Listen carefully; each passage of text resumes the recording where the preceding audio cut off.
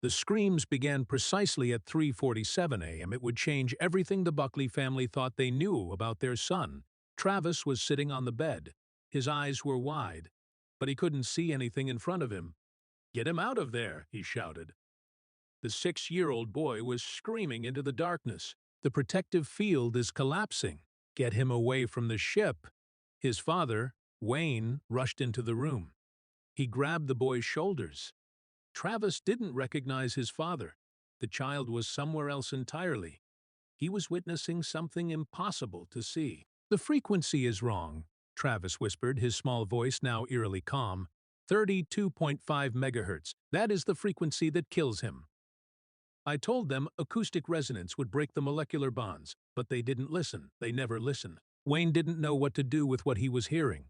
He was stunned. His son was describing a horribly realistic accident using technical language no child should know. Travis finally came to his senses. Tears were streaming down his face. He looked at his father with aged eyes. "I was there, Dad. I was an engineer at S4. But there was something Wayne didn't know yet. The accident Travis was describing had actually happened. The government had spent 40 years trying to keep it from anyone finding out. The Buckley family had always been an ordinary family. They had 2 children, 6-year-old Travis and his 9-year-old sister Brittany. Their lives were simple, predictable, and completely ordinary. They lived in a modest farmhouse overlooking a desert landscape stretching toward distant mountains. Travis was always a quiet child. He preferred to play alone in the backyard, building complex structures with sticks and stones. Diane sometimes worried that he didn't have enough friends. Some children are just introverted. There was nothing wrong with her son. On the 8th of February, 2019, that night, everything changed. It wasn't the first nightmare to wake the household at 3:47 a.m. for 3 weeks. Travis had been waking up drenched in sweat. He was crying about nonsensical things. The test failed. He would sob, leaning on his mother's shoulder. The harmonics were off. Diane took him to the family doctor. The doctor said it was night terrors caused by stress or too much television. They limited screen time. Nothing worked. But tonight was different. This time, Travis didn't just scream. He spoke with surprising clarity and certainty that stunned his parents. Travis did something that would haunt his father for years. He got out of bed. He walked to his desk. He pulled out a piece of paper. Without hesitation or thought, he began to draw. Wayne and Diane silently watched their 6-year-old son draw a complex diagram. This was not a child's drawing. The lines were straight and technical. Travis drew a disc-shaped aircraft with annotations around it. He labeled the parts in what was undoubtedly his own handwriting, but the words belonged entirely to someone else. He wrote, "Gravity amplifiers" at the bottom. At the top, he added the note, "electromagnetic field generators." He drew concentric circles in the middle. He wrote a sentence that made Wayne's hands go cold, "acoustic propulsion system, element 115 stable configuration." Deanne's voice trembled. "Travis, where did you learn these words?" The child looked at his mother, tears still on his cheeks. "I didn't learn them, Mom. I already knew them. I've lived through this before." "Before what, sweetheart?" Travis put down his pen. When he spoke, there was a weariness in his voice that didn't belong to a child. "My name was Leonard Watkins, and I was a space engineer. I had level 5 security clearance. I was working on the Galileo Project, reverse engineering extraterrestrial craft." The room grew so quiet that Wayne could hear his own heartbeat in his ears. His son had relayed information that seemed to come straight from a classified government document. S4 is a name that appears in conspiracy theories about Area 51. It is the place discussed by UFO enthusiasts who claim there is a secret facility inside Papoose Mountain. However, this has never been confirmed. The government has completely denied the existence of this facility. Wayne knelt down next to his son and began to speak. "Did you see this on television? Did someone tell you about it?" The child slowly shook his head. "No, Dad. I remember the day I died." Deanne held her breath and closed her mouth. Children didn't have conversations like this. They didn't know technical aviation terms. Children couldn't remember the day they died. Travis continued. "There was an accident." His eyes drifted off again. "The 14th of February, 1989. We were doing a power test on the propulsion system. I had calculated the acoustic frequency needed to create the gravitational disruption field. But Colonel Hayworth insisted we push the power output beyond safe parameters. He wanted to present the results to the Joint Chiefs of Staff. I told him the molecular structure of the amplification chamber couldn't withstand resonance at that frequency. He ordered me to proceed anyway. Travis picked up his pen again. He drew another diagram. This diagram looked like a cylindrical chamber with waves radiating from its center. When we reached 32.5 megahertz, the chamber began to shake. The harmonics were wrong. I knew it immediately. I ran to the control panel to shut down the system, but the field had already destabilized. The acoustic wave pulse hit me directly. I felt like every cell in my body was shattering. Then everything went white. Wayne and Diane just stared at their son. They couldn't speak, couldn't process what they were hearing. This wasn't a nightmare. This wasn't a fantasy. Travis was describing a specific event with specific technical details, dates, and names. He was describing his own death. Wayne Buckley couldn't sleep that night. He placed the drawings his son had made on the kitchen table in front of him. He searched the internet for any information that might explain what was happening on his laptop. What he found only confused him more. S4 was mentioned on dozens of conspiracy theory websites. Most of these quoted a man named Bob Lazar, who claimed to have worked on reverse engineering alien spacecraft at a secret facility near Area 51 in 1989. Lazar had described propulsion systems using gravity amplifiers and an element he called Element 115. The government had labeled Lazar a fraud. The work records had mysteriously disappeared. Their credibility was gone, but Travis had never heard of Bob Lazar. He didn't watch conspiracy theory documentaries as a child. He watched cartoons and played with toys. There was no logical explanation for how a 6-year-old child could describe the same technology, the same place, the same impossible physics that Lazar had described 30 years earlier. That morning, Diane had made a decision. "We need to talk to someone who understands this," she said. "We need to find an expert. We need someone who can tell us what is happening to our son." 3 days later, they were sitting in the office of Dr. Philip Garrison, a child psychologist in Las Vegas who specialized in trauma and false memory syndrome. Dr. Garrison was 52 years old. He had gray hair and sharp eyes. The walls were covered with framed diplomas from Stanford. He listened patiently as Wayne and Diane described the nightmares, the drawings, and the technical language. When they finished, Dr. Garrison leaned back in his leather chair. He folded his hands over his chest. "What you are describing sounds like an interesting case of cryptomnesia. That is when the brain mistakes information picked up from television or overheard conversations for its own memories." "But he is 6 years old," Diane objected. "Where would he encounter aerospace engineering terminology?" Dr. Garrison smiled patiently. "Children are exposed to far more information than we realize. A documentary playing in the waiting room. A conversation among adults he shouldn't be listening to. The internet. These fragments remain in the subconscious. Especially in intelligent, imaginative children, they can reappear in dreams or play." Wayne took out the drawings. He placed them on Dr. Garrison's desk. "Can you explain these?" The psychologist briefly examined the drawings. "Children are excellent mimics. They copy what they see. These could be imitations of diagrams he saw somewhere reproduced from his visual memory." "What about the date?" he said. "The 14th of February, 1989. He said his name was Leonard Watkins. He described a specific accident." Dr. Garrison gave Wayne a look that was a mixture of sympathy and condescension. "Mr. Buckley, I understand that this is disturbing.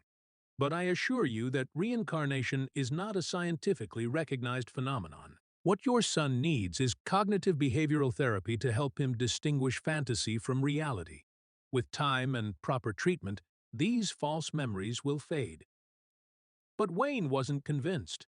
That night, lying in bed next to Diane, he made a decision that would change everything. "I want to test him. If this is just imagination, he won't be able to answer certain questions. But if he really remembers this life he is talking about, he'll know things that aren't on the internet." The next morning, Wayne sat down with Travis at the kitchen table. Brittany had been sent to a friend's house. It was just father and son. Wayne had prepared a list of questions. "Travis, if you really worked here, you can tell me things about this place, right? Specific things?" The boy slowly nodded. Yes. Describe the facility. What was it like inside? Travis closed his eyes.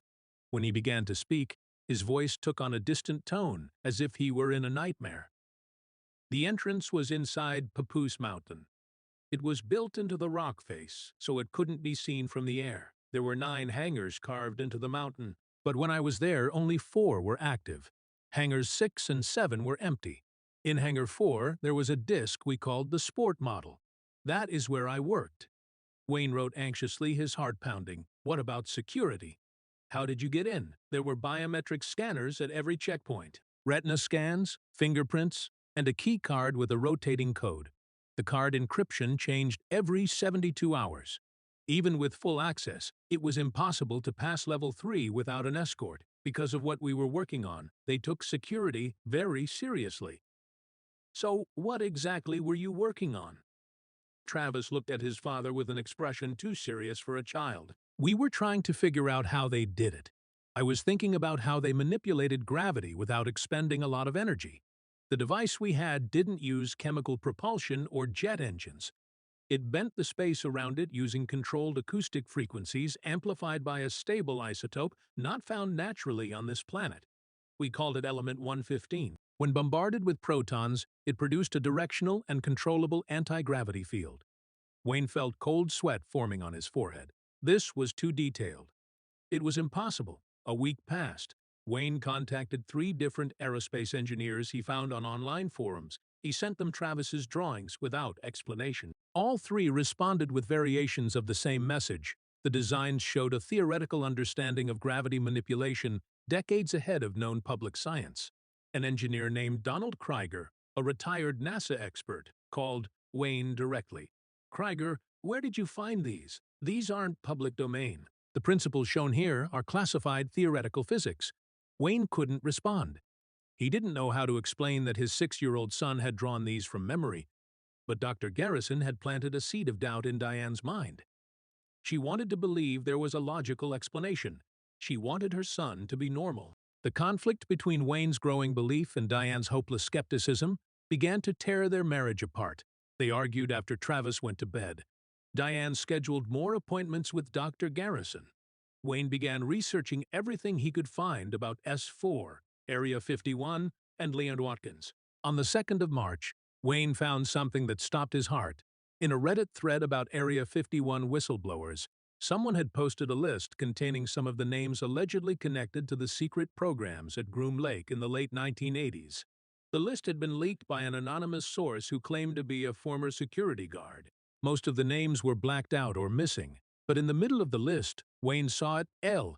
Watkins, aeronautical engineer, Galileo Project, security level 5, term of service 1987 to 1989. His hands trembling, he called Diane into the room. Look at this, Leonard Watkins. He was real. Diane looked at the screen. This proves nothing. Travis could have seen this online. Anyone could see it. But Wayne had started digging deeper.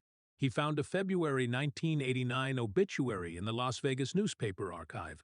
Leonard James Watkins, 41, died in a work accident on the 14th of February, 1989, survived by his wife Patricia and daughter Angela. A private ceremony was held. No further information available. The date matched exactly what Travis had said, the 14th of February, 1989. Wayne looked at his wife. He saw his own fear reflected in her eyes. We have to go there. We have to take Travis to the Nevada test and training range. Let's go to the area near Papoose Mountain.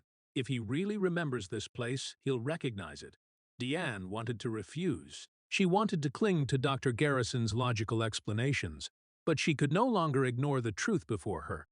3 days later, they loaded their children into their SUV and headed south into the desert, toward a place that didn't officially exist. They were following the memories of a child who claimed to have died there 40 years ago. As the March sun beat down mercilessly, they drove along the extraterrestrial highway, a desolate stretch of Nevada State Route 375 where UFO enthusiasts gathered to watch the sky. Travis sat silently and motionless in the back seat. He stared out the window at the barren landscape. As they approached the restricted area surrounding Groom Lake, Wayne turned onto a dirt road leading toward distant mountains. Warning signs appeared. No entry. Use of deadly force prohibited. Photography prohibited. Travis, do you recognize anything? The boy unbuckled his seatbelt. He pressed his face against the window. He didn't say anything for a long time. Then he slowly raised his hand. He pointed to a particular mountain whose summit was darker than the others around it. That is Papoose Mountain. The entrance is hidden behind a rocky outcrop on the northwest face. You can't see it unless you know exactly where to look. He turned to his father, tears streaming down his face. I died inside that mountain, Dad. Wayne Buckley knew they couldn't get any closer. The restricted airspace around Groom Lake was patrolled by armed security guards known locally as camouflaged men. Unauthorized entry could result in arrest, or worse. But standing there in the desert heat, watching his 6-year-old son point definitively at a specific mountain and describe features invisible from their location, Wayne felt the reality beneath his feet shift. This wasn't a dream. His son knew something impossible. The drive back to Alamo was silent. Brittany slept in the back seat while Travis stared out the window. His small hand pressed against the glass as if reaching for something lost. Diane held Wayne's hand so tightly. Neither spoke because there were no words for what they had just witnessed. That night, after the children were asleep, she made a decision that would either prove her son's memories were real or destroy what remained of her sanity. She shared Travis's claims in detail on 3 different forums dedicated to Area 51 research. But on the 4th day, Wayne received a private message. The message came from an account named Nightwatch 87. It contained only 3 sentences. Leonard Watkins was my colleague. I was there the day he died. We need to talk. Wayne's hands trembled as he typed his reply. Within an hour, he was on the phone with a former security contractor who identified himself only as Roger and claimed to have worked at Groom Lake from 1985 to 1991. Roger's voice was stern and careful. It carried the weight of someone who had kept secrets for a very long time. I don't know where your son learned the things he is saying, but he is describing highly classified information. Information that has never been mentioned in Bob Lazar's interviews or any public statements. The hangar layout and security protocols your son mentioned, that information was compartmentalized. Only people who actually worked inside S4 could know those details. Tell me about Leonard Watkins, Wayne said. There was a long silence on the other end of the phone. When Roger finally spoke, his voice was calmer. Leonard was smart. He was an MIT graduate, with dual degrees in aeronautical engineering and theoretical physics. He was hired specifically for the Galileo Project in 1987. He was quiet, mostly kept to himself, but he was passionate about his work. He believed we were on the cusp of a technological revolution that would change everything. What happened on the 14th of February? There was an accident during a power test. That is all I can say. The official report was classified. Leonard's death was recorded as an industrial accident. No details were given. His family was paid. The work records were destroyed. As far as the government is concerned, Leonard Watkins never worked at Groom Lake. But he did work there. Yes, he did, and your son describes his death with impossible accuracy. Wayne closed his eyes. Is there any proof? Any surviving documents? Roger hesitated. There might be. Leonard kept a personal journal. Most engineers did this, even though it violated protocol. He documented his calculations and observations in his journal during breaks. I saw him with his journal many times. After he died, his personal belongings were to be destroyed according to security protocol. But I heard a rumor that his widow, Patricia, managed to save some items before the government cleaned up. If that journal exists, it would be the definitive proof you are looking for. It took 2 weeks of searching public records, social media, and old phone directories to find Patricia Watkins. Wayne finally located her living in a retirement community just outside Las Vegas, Nevada. She was now 73 years old. She lived alone in a small apartment with a desert view, the very place she had once desperately tried to escape. Wayne called her. His heart was beating so fast he could barely speak. He explained who he was and why he was calling. He expected her to hang up immediately or think he was crazy. Instead, there was a long silence on the other end of the line. Then Patricia Watkins began to cry. I waited 30 years for someone to acknowledge my husband's existence. They erased him. They raised our daughter to believe her father died in a meaningless accident at the factory. But Leonard died trying to understand something extraordinary. He died because he refused to compromise safety for politics. Mrs. Watkins, did your husband keep a diary? Yes. And I kept it all these years, afraid someone would come and take it from me. It is the only thing left of him. 2 days later, Wayne and Diane, taking Travis with them, went to Henderson. Patricia Watkins greeted them at the door. She was a small woman with white hair and eyes that had seen a great deal of sorrow. She looked at Travis. She studied his face so intently that the boy shifted uncomfortably. You have his eyes, she whispered finally. Leonard's eyes were just like that, inquisitive. He saw something we couldn't see. She led them into the living room, where the afternoon light filtered through thin curtains. From a locked cabinet, she took out a leather diary, its pages yellowed and worn with age. She pressed it to her chest for a moment, as if saying goodbye, then handed it to Wayne. This is what caused his death. He wrote everything here. He knew something was going to go wrong. The night he died, he told me he might refuse the test. The next day, they called to tell me he was dead. Wayne opened the diary with trembling hands. The pages were filled with complex equations, technical drawings, and Leonard Watkins' neat handwriting documenting his work on the Galileo Project. His breath caught when he saw the disc-shaped vehicle Travis had drawn. The same propulsion system, the same technical terms. I fear we are rushing toward disaster for the sake of political appearances. If there is a problem tomorrow, I want it on record that I objected. The frequency threshold must not exceed 30 megahertz. I calculated that frequencies above 32.5 megahertz would cause molecular instability in the room's walls. If he orders me to go beyond that limit, God help us. Wayne looked at Travis, who was sitting quietly next to his mother. Travis, what frequency did you say the test reached? 32.5 megahertz. Patricia Watkins brought her hand to her mouth and slumped in her chair. How could he know that? That detail wasn't in any report. I never knew the technical details of how Leonard died. They never told me. Travis slid off the couch and walked slowly toward Patricia. He looked at her with those familiar eyes. I am sorry I left you. I am sorry Angela grew up without a father.